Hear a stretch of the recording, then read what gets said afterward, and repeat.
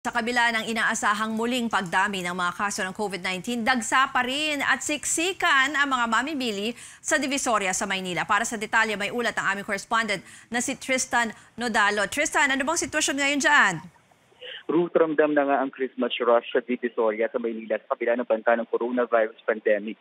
Dumagsa ang mga mamimili ngayong umaga, 3 araw bago ang Kapaskuhan. Sa ilang kalsada sa Divisoria, siksikan ang mga namimili at naghahanap ng murang pangregalo.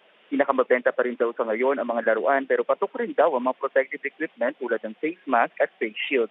Bahagyang nagmahal na ang mga ito. Ang face shield nga halimbawa mula 5 pesos, naging 10 pesos na kada isa. Ilan sa mga mamimili na kapanayam natin, talagang Divisoria pa rin daw ang piniling puntahan para masulit ang kanilang pera kahit may banta ng COVID-19.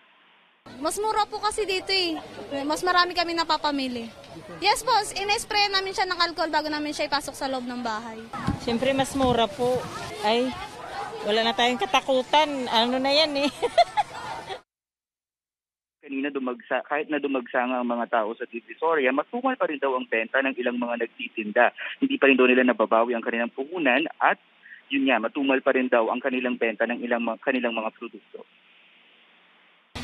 Mahina po eh. Mahina po, bakit po? Dala po siguro ng pandemic eh. Ano po po?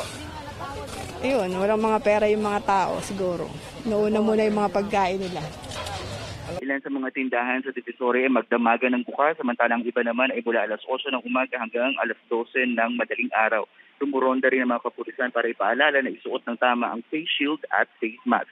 May gumagamit din ng yantok para naman ipaalala ang social distancing. Balik sa Ruth. Tristan Nodalo, nag-uulat.